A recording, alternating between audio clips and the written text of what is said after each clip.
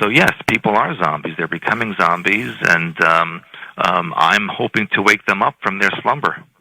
You're going to love this one. Please, George, no name, no city, no state. So I'm not going to. George, are you sitting down for this, Stuart, or are you standing? I'm sitting. All right. My niece is a Rothschild and was born with webbed feet. My spouse's sibling married into the family and explained that it wasn't a big deal, an anomaly that happens to the family once in a while, but I've always wondered. What do you think of that? Well, it makes perfect sense to me. There you go. Maybe proof, huh? Yes. That's it. That is weird. Okay, let's go back to the phones. Let's go to our West of the Rockies line. You're on with Stuart on Coast to Coast. Hi there.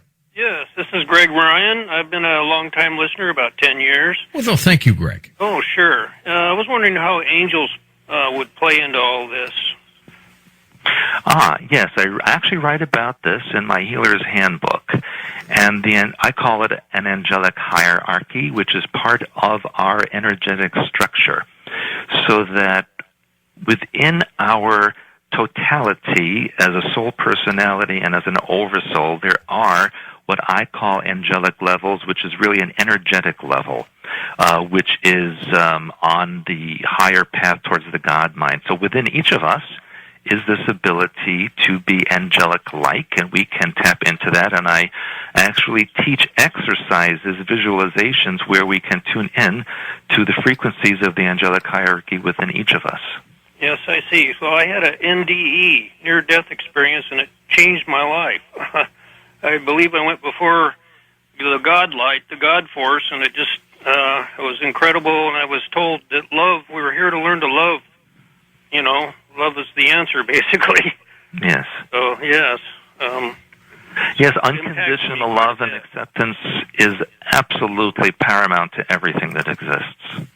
You've heard about Mothman, right? The Mothman story? Yes. Might that have been a reptilian?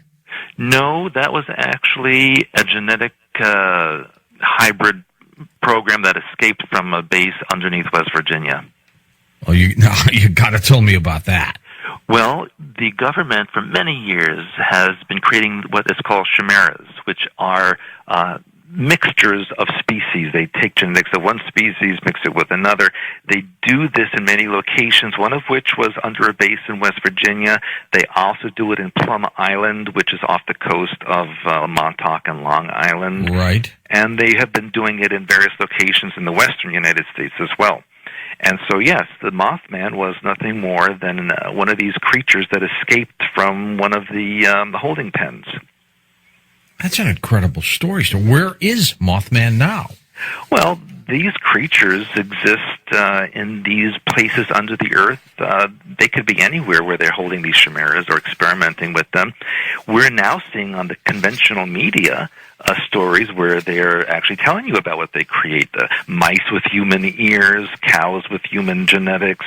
They're telling you the cat and rabbit chimera. Yeah. We've heard about that, right? Well, I don't know if those are valid or not, but they have really mixed genetics of everything you can imagine, animals with insects, insects with humans, you name it. And in fact, a lot of the plants that we consume are chimera because some of the corn, some of the other vegetables have human genetics in it and insect genetics in them. Okay, let's go to our East of the Rockies line. It's your turn. Hello there. Hi. Hi. Where are you calling from? I'm sorry, Hot Springs, Arkansas. Okay, go ahead. And there's a million questions I could ask, but if I can only ask one, it would be, is the general population that lives underground, are they as unaware of us as we are of them, or do they all know about us? Okay, all of population that is underground, and I am assuming that you're talking about the inner earth, not just underground bases. Right, exactly, sorry. Yeah, they are aware of what's on the surface, absolutely, because they know that they live inside of the planet, and they know there is an outside of the planet, and this is part of their culture anyway. Wow. Okay, thank you. Yeah, sure. Okay, simple enough, and thank you very much as well. Let's go to our wild card line. Wild card 3, you're on Coast to Coast. Hi there. Hi there. Yeah, go ahead, please. Well, he's gone. Let's go to our wild card 2, you're on Coast to Coast. Hi. Hi, Hi, yeah, I'm here. This is Marie in New York City. Okay. Thank you for a great program. I wanted to ask two questions. First, there's supposed to be a big government mind control program in the mountains underneath Virginia Tech, and it's the Black something mountains. I can't think of the right name, but the mountains underneath Virginia Tech is supposed to be a big government center that does mind control, and that would explain the whole thing that happened there. And also, the Pleiadians, are they from this Lyrian system that you talked about? What was that name again, please? The Pleiadians from the Pleiadian okay. star system. I'll go to the first question. Yes, you're absolutely correct. That area of Virginia is an NSA and CIA training ground, and Virginia Tech is a known recruitment center for those organizations. And that entire incident was an example of vigilante programming activation. And for your second question, Pleiadians, that is a very big topic, and sometimes when I talk about it, it upsets people who are involved in the New Age. But a lot of the information out there about Pleiadians is not exactly correct. It's government-sponsored information as a diversion. Yes, there are Pleiadian beings. However, they are not natural to that star system. The Pleiadian star system is actually younger than our own solar system, and no life evolved there naturally. They are basically Lyrian refugees, and I think that might have been what you were asking. Yeah, if they were associated with the Lyrian system in some way. Yes, that is correct. They are, absolutely. Is that Lyrian system, is that a galaxy, or is that just a solar system within our galaxy? Oh, yeah, it's a solar system within our galaxy. Okay. Yeah. All right, Okay. and hey, thank you so much for the deprogramming mission you're on, because people Good really need a questions. giant wake-up call. Thank you. Well, wake-up call indeed, Stuart, it is. And what kind of emails do you get after a program like this from people? Of course, this may be a first for you. I get hundreds per day anyway, but of course, after I do a radio show or a TV show, I get a lot of emails from people who have had experiences and are looking for help and never knew that there was a place they could go to get it.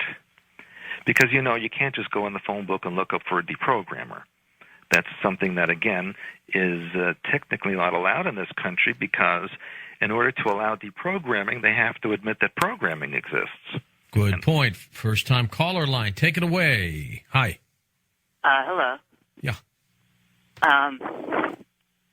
Okay, well, I have a question about, earlier you had mentioned the Atlanteans. Yes. And how they had created chimeras. And, for example, you had mentioned the dolphin hybrids. Yes. And the connection with autistics. And I was wondering if you had any illumination on the subject of werewolves in that vein. Yes, and in fact, there actually are documented cases about werewolves, especially in Western Europe. These are leftover Atlantean experiments as well, where they mixed human genetics with wolf genetics to create these hybrids who can shapeshift between. There are many famous cases of this in France and especially in Great Britain, some of them as recently as the 1960s and 70s.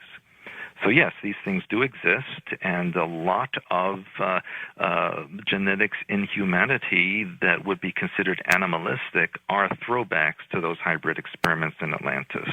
Oh, I'd love to get one of these 50-50 reptilians and do some testing on them, Stuart, huh? Well, that would be interesting. I wonder if they would stand for it. Probably not. No, I would agree. So they hear you on a program like this. Do they want to get to you? Oh, they always try to get to me one way or another. My life isn't easy or simple. And so we're always being attacked one way or another, whether it's, some kind of name-calling or accusations. And, if you Google my name, I'm on about 12,000 different websites.